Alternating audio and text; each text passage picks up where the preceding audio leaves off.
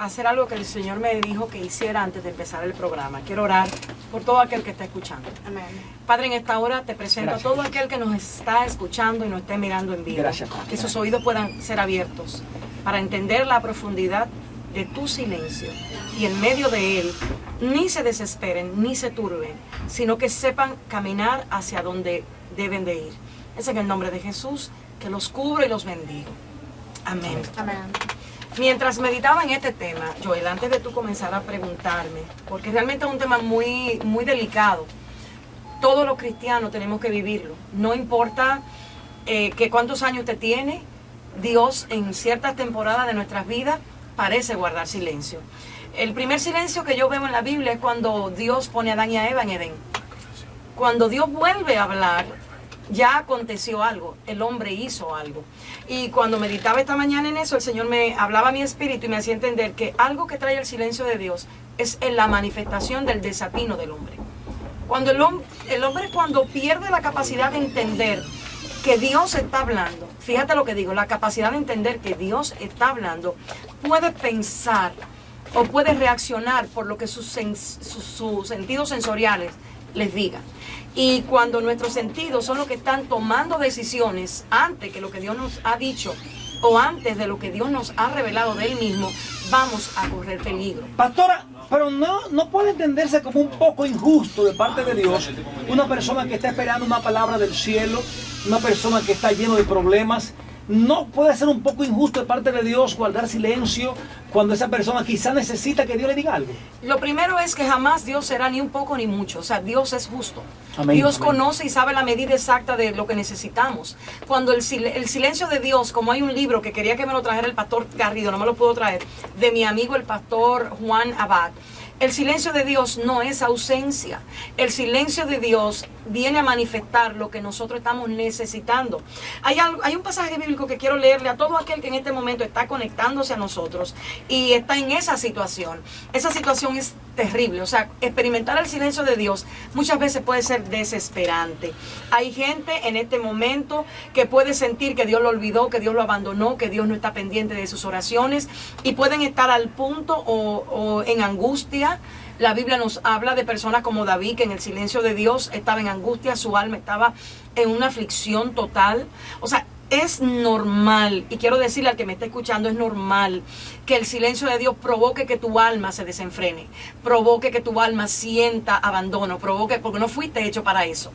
Hay un pasaje bíblico en Job 23, dice, hoy también hablaré con amargura, porque es más grande mi llaga que mi gemido. Quien me diera saber dónde hallar a Dios, yo iría hasta su silla y expondría mi causa delante de él y llenaría mi boca de argumento. Óyeme, este hombre estaba viviendo la peor etapa de su vida, según el ojo humano, según los tres amigos que lo estaban mirando. Y hay gente que cuando Dios hace silencio, muchas veces se encuentra con personas a su alrededor que vienen a juzgar el propósito del silencio. Los silencios de Dios tienen propósitos en nuestra vida y es enseñarnos a vivir por fe, exclusivamente.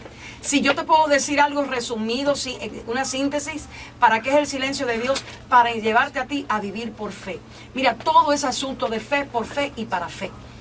Cada proceso en nuestra vida tiene que sacar de nosotros una mayor medida de fe, una mayor medida de creer en lo que ya Dios nos ha dicho. Los procesos de silencio vienen a hacer que dudemos de lo que Dios nos ha dicho. ¿Qué hacemos cuando Dios está callado, Dios no está hablando? ¿Cómo puedo yo aumentar mi fe en Dios? ¿Cómo yo puedo, quizá un poco decaído, quizá un poco desencantado, quizás, cómo puedo aumentar esa fe? Fíjate, cuando Dios está callado, vamos a sentirnos decaídos, vamos a sentirnos afligidos, vamos a sentir todos nuestros sentidos obrando hacia un mismo punto. La desesperación interna de estar sintiéndonos que Dios no está presente. Imagínate un bebé, imagínate tu niño, cuando tu bebé es pequeño, la presencia de su padre indica seguridad, indica confianza, indica que Él está ahí. Cuando eso no se siente, cuando eso no se percibe, muchas veces podemos sentirnos solos. Entonces, cuando el silencio de Dios viene a nuestra vida, nuestra mente va a reaccionar y nos va a hacer creer, primero, que estamos solos. Segundo, que no vamos a lograrlo. Tercero, que estamos siendo abandonados. Cuarto, que probablemente nuestro ser esté siendo zarandeado. El silencio de Dios no viene a eso. ¿Cómo sabemos la diferencia entre que Dios no nos está hablando y que nos está hablando a través del silencio, que son dos cosas diferentes? Mira, es imposible que Dios no nos hable. Aún en el silencio es porque Dios nos está hablando. El problema es nosotros saber entender cómo es que Dios nos está hablando en los diferentes tiempos en donde estamos. Hay tiempos donde Dios necesita que la palabra no sea por ese así dice el Señor, por esa voz audible, por esa voz que viene a nuestro interior, sino ya esa voz que fue puesta rema en nuestro espíritu. Es esa voz que nos madura. O sea, esa ausencia de esa voz es de donde nosotros adquirimos madurez. ¿Por qué? Porque es como cuando Dios nos está diciendo, ok, yo te dije voy a estar contigo, atraviesa eso. Aunque tú no veas, ya Él te lo dijo. Por lo tanto, tú entraste a esa etapa con una voz de Dios previa en tu interior. O sea, Dios no es verdad que nos va a dejar ir a un lugar sin Él decirnos de antemano que Él va a estar con nosotros. Tenemos que entender muy bien que somos hijos de Dios. O sea, la paternidad de Dios es muy necesaria para nosotros cuando estamos en el silencio de Dios. ¿Por qué? Porque el silencio de Dios puede mandar la señal de que Dios no está pendiente de nosotros, y no es así. Pastora, el silencio de Dios, no podemos correr el riesgo en este tiempo que vivimos en una ola de profecía, donde todo el mundo está profetizando cosas, muchas veces ciertas, otras no.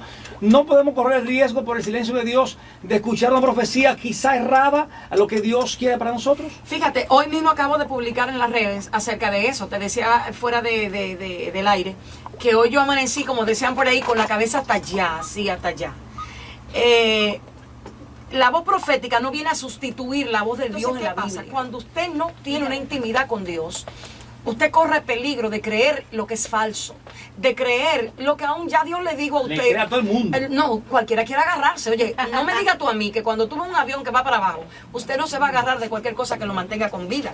No, la palabra profética jamás puede sustituir la intimidad ni la paternidad de Dios con nosotros. Cuando el silencio de Dios viene, es muy probable que muchos profetas, llamados profetas, aparezcan en el camino. Pero, ojo aquí, si nosotros no sabemos lo que la estructura bíblica nos dice, podemos correr peligro de hacer cosas que no debemos. Por eso hay mucha gente hoy día.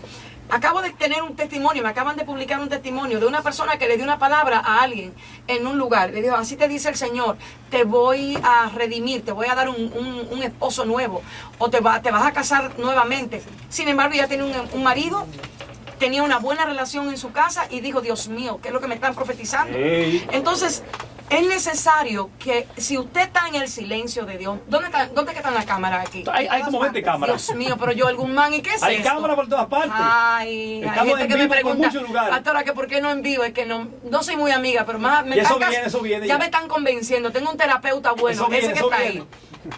El Joel Guzmán está haciendo su trabajo. Quiero que el que esté atento a esto escuche.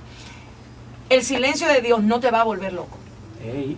El silencio de Dios no va a hacer que tú dejes de vivir lo que Dios determinó. El silencio de Dios es para llevarte a vivir lo que Dios necesita que tú vivas. Si estás en el silencio de Dios, estás justo en la etapa que Dios necesita para madurarte. El silencio de Dios tiene una característica y es, allí no se vive por milagros, allí se vive por la revelación del carácter de Dios en nosotros. El pueblo de Israel, cuando estaba atravesando, ya había salido de Egipto, requería. Fíjate lo que hizo el pueblo de Israel cuando Dios guardó silencio.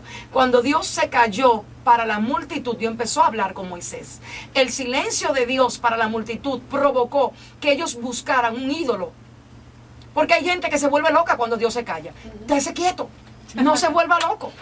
Dios tiene compromiso paternal con sus hijos. Amén. Yo bendigo el carácter paternal de Dios. Dios no pone a nadie a sufrir porque quiere. Es necesario que entendamos el carácter de Dios para que no erremos tanto. O sea, Dios no te pasa por un territorio si antes no te ha preparado para ese territorio. Amén. Eso va en contra de quien Él es. Si estás en el silencio es porque tienes el armamento para salir de ahí prosperado con la palabra y con la verdad, que ese mismo silencio te va a revelar. Vamos a hacer una pequeña pausa, muchachos, a profecías falsas, cuando Dios no está hablando. Mira, quiero dirigir esto hacia un lugar específico.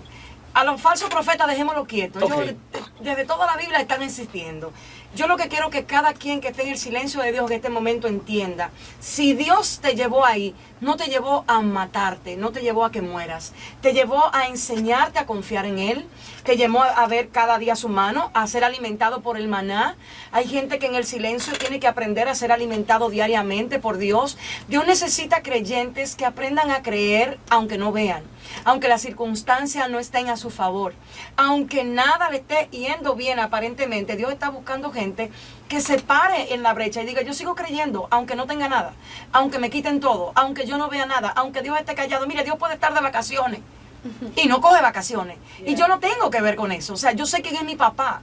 Callado, hay veces que mi papá humano, cuando dormía, no quería decir que él no estaba ahí, él estaba durmiendo. Ay, pero que pasara algo para que tú veas, como de una vez se despertaba. O sea, y daba un grito de alerta, aquí estoy yo cuidándote. Entonces, nosotros necesitamos comprender que el silencio, primero, no es ausencia.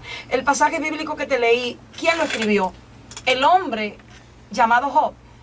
En su comienzo, en el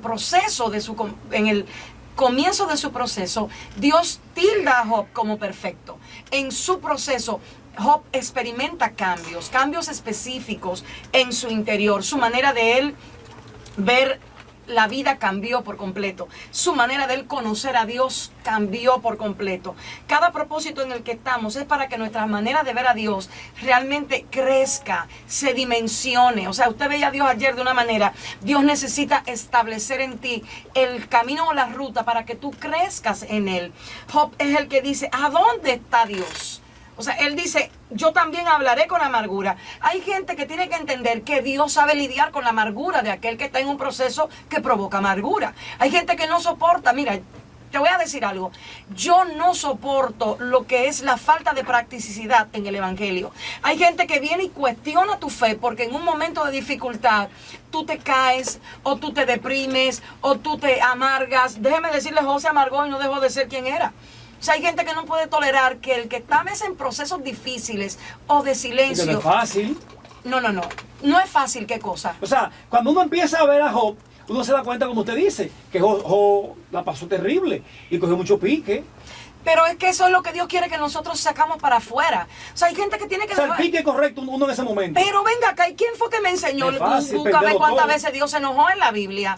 Busca veces cuántas veces Dios manifestó emociones en la Biblia. Sí, porque ahora hay una corriente que entiende que Dios no se emociona. Vaya y lea la Biblia. Dios sí se emociona, Dios se enoja. Dios muchas veces se encolerizó por cómo el pueblo actuó. Entonces, hay procesos que sacan amargura, señores, pero Dios necesita que nosotros sepamos qué vamos a hacer con esa gente que está en proceso de amargura. Te tengo 4 nombres. Los 3 amigos de Job, que no me interesa mucho cómo se llaman, no me lo conozco. Esos 3, hay gente que cuando está en procesos de dolor, hay cierta gente que no deberían estar al lado. Pero Los matapasiones, yo le digo. no. Fíjate, esos 3 amigos cuestionaban a Job constantemente. Le decían a Job, revelación del carácter de Dios, que no era que Job no la tenía, pero por su llaga y por la amargura que estaban provocando su propia llaga, no era lo que ellos necesitaban, lo que él necesitaba escuchar. O sea, no necesariamente cuando una gente está atravesando un silencio, necesite a alguien que le esté diciendo al lado, Dios es esto, Dios es aquello. Hay veces que lo único que usted necesita es que esté con alguien ahí al lado, que le tome el hombro y le diga, tranquilo, Dios se te va a revelar, no pierdas la paciencia, Dios va a estar a tu favor. Esos amigos cuestionaban completamente a Job. Sin embargo, Eliú, cuando abre su boca, viene y acorta el tiempo de la lepra de Job. O sea, hay personas que tienen una revelación de Dios tan profunda que acortan los tiempos de silencio de otro, que acortan los tiempos de maldición de otro. Entonces, en tu silencio, en tu dificultad, yo quiero que entiendas, el Ruach HaKodesh nunca te va a dejar. Nunca te va a dejar. Y aún cuando no lo veas, aún ahí el invisible va a estar guiándote. Pero pastora, ¿cómo, por ejemplo, me gustaría que usted haga un poco de énfasis en esa parte? Está el problema, siento la soledad, que Dios no me está hablando, que Dios no dice nada, que tantas cosas que Dios prometió no están llegando. ¿Cómo yo puedo